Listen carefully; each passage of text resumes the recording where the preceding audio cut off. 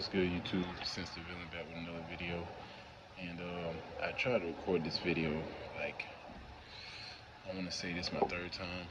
The first time, it kept getting interrupted, and the second time, my phone was too hot. So this is gonna be the third time. Um, I got the headphone in, so I'm gonna be listening to the audio. Listen to the audio back once I finish recording. But today we got. Let's show you what we got. I kind of don't even want to put it on the screen right now, but smoking a raw paper. The what are these called? The ethereals. Ethereals. I gotta learn how to pronunciate ethereals. It looked like cereal, but with an ETH first. Ethereal, I guess. But we're smoking those, the king size wide, and then we got a pack of the perforated raw tips wide. You know, to me personally, they make for better looking joints. Matter of fact, I can just show y'all because it's not like I'm smoking, but the king size wide ethereals, that's how you say it, and perforated tips. Sorry about my camera quality because if I put it in 4K, it was going to be darker. And I'm outside and I'm right under this light, and this is as bright as it gets, so I apologize in advance. And then I got another box of the batch too. So yeah, so now that it hit the 2 minute mark, let's get started. This basically is a story time about how I smoked 2K, K2, sorry, unknowingly. So basically, I was living back in my hometown. This had to be like 8th or ninth grade, so this was like 2009, probably 2008, 2009, one of the two. And it was some people from the neighborhood, some of the kids, and at the time I was living with my grandma, and for these kids particularly, she didn't care for it because a lot of people in the neighborhood knew these kids as being bad. Uh, but it was kind of like one of those weird dynamics because, you know, it's not really like a big city or whatever. So a lot of people in the neighborhood, a lot of kids in the neighborhood knew each other, and we hung around each other quite often. So even though my grandma didn't care for him or whatever, I would still see him.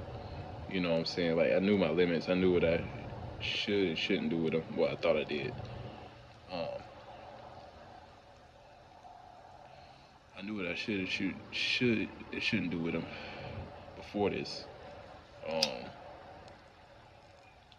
but yeah, so basically it was one night. You know, this wasn't so whatever day it was. I didn't have school the next day. I remember that. But so one night, I lived in apartments and they were U-shaped. It was two U-shaped buildings, one on the left, one on the right. Now, on the left side of the left building is a gate that separates the apartments from the neighborhood on the other street. Then on the right side of the right building is like a pool. It is a basketball court. And then on the very right side, there's like picnic tables. So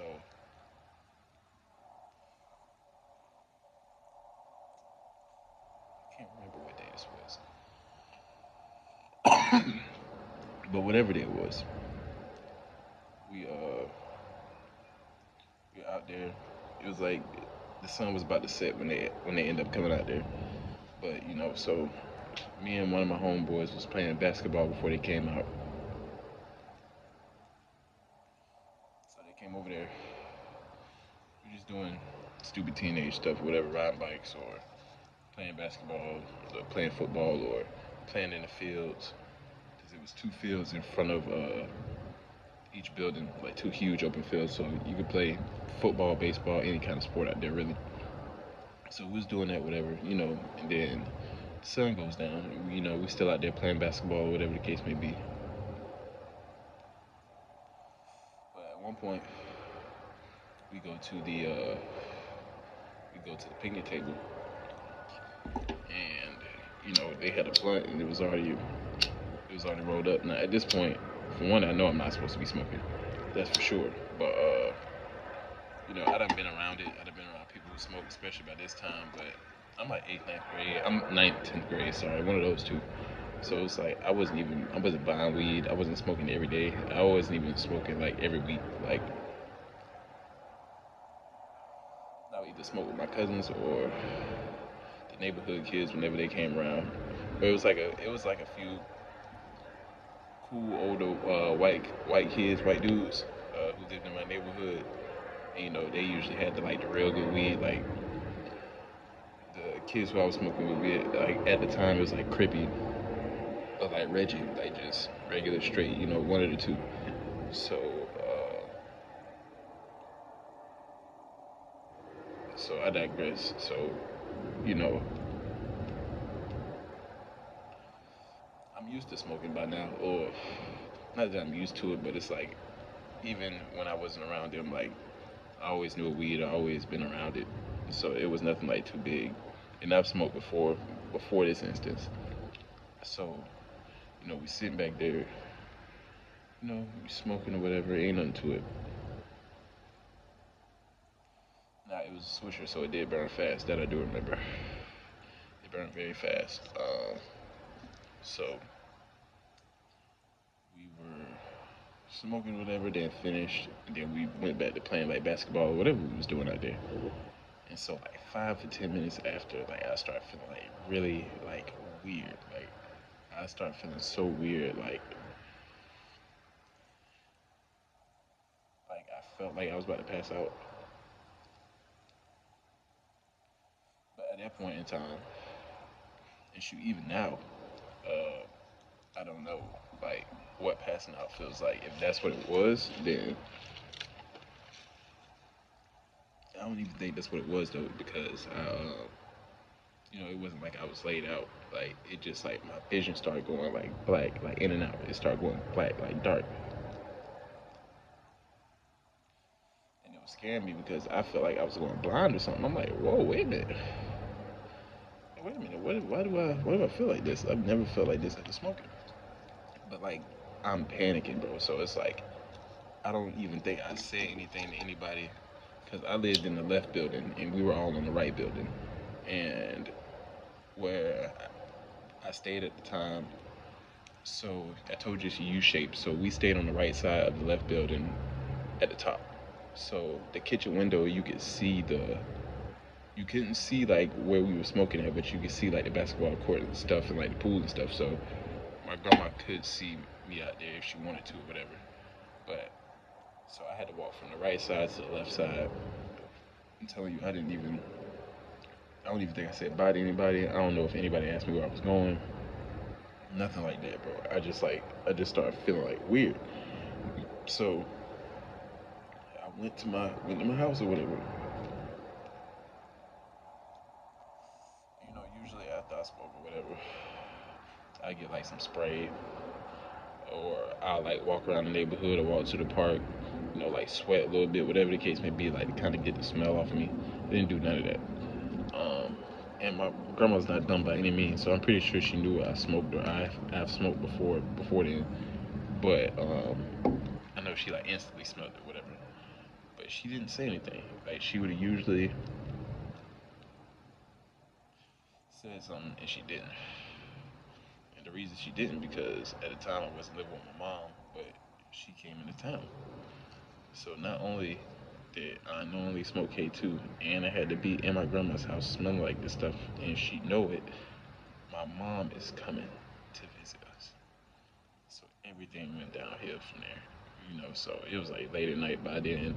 She came late on the Greyhound, then I'm having to sit up, have this talk with her, and I'm like out of it. Now, mind you, I'm still having like these pulses of like my vision going in and out. So like every now and again, like I'll see black and then it'll come back. But also,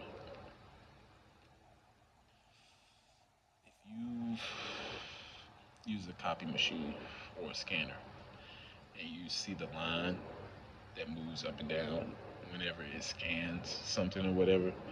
I felt like a line like that of pain going through my body like every 3 to 5 minutes. Like it would start to the top of my head, and it was like the pain would just move, and then it got in my teeth, and like I was grinding my teeth because it hurt so bad. And that shock of wave, like that shock of pain, that wave of pain, went all the way down to my feet for like every 3 to 5 minutes for like the rest of the night. And I'm pretty sure it was doing it while I was asleep because when I woke up the next day, it wasn't as bad, but I still felt that pain. Like I still felt that little line of pain going down my body uh, every so often, and it was horrible. But having to go through that, it was like probably like my worst experience, but it was also eye opening because some things you have to learn the hard way. So it's like I told y'all, my grandma didn't really care for those kids, and it's like okay, I can't say I did, but it was just like, I was around them because they were the neighborhood kids, those kids we played with. I knew what and what not to do. I thought at least while being with them, not going nowhere, not leaving nowhere with them, not going to any store or anybody's house and stuff like that.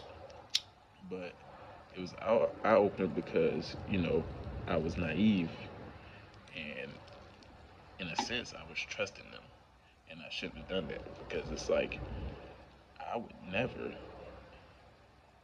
have somebody know K2. If I know for a fact it's not real weed, or if I know for a fact it's not something that person is comfortable with, I'm not gonna expose that person to that. So that's really what I took from it because it was just like, dang, bro, like, I'm not saying like we the best of friends, but it's like, bro, you smoking that joint. Like, I've never said that I've smoked that. Like, I've smoked weed, but I never tried no K2. I never wanted that. I'm not like no, you know what I'm saying?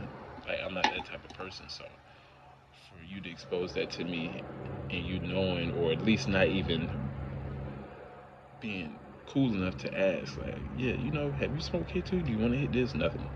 So it was like, that was a real eye opener for me. Like, as far as like trusting people. So it's like now y'all see it, bro. Like, I, the way I am on camera, I'm the same way off camera, bro. Like, I don't have nobody else on my videos. Now that may change, you know what I'm saying? If I grow and decide to pursue other things or kind of like get in a different lane with the videos, but I smoke by myself for like 99% of the time. A few other times it's probably with my homeboys once in a blue moon, like once every few months. Like my homeboy just had a baby shower, I pulled up on him and smoked him out for for a celebration or whatever. But it's like other than that, bro, because it's like my trust is like messed up from things like that, and people take like your kindness or your naive, like you being naive, they take it and they abuse it, and it's like. At the end of the day, it's like natural selection. So, because it's like sometimes people just do what they do to survive, and so in that, people take advantage of the situations they can take advantage of. So I definitely take the accountability of being naive and allowing that. Yeah, crazy experience, man. Leave that story there. Crazy experience, bro. I don't think I ever want to go through anything like that with my body again. Like I've had the flu. I've got like second and third degree burns on my leg, but nothing was worse than that. The way I felt, horrible. But it's going on 15 minutes. We gotta check where we at. Appreciate y'all. Go ahead, finish this joint. New videos on the way. See y'all in the next one.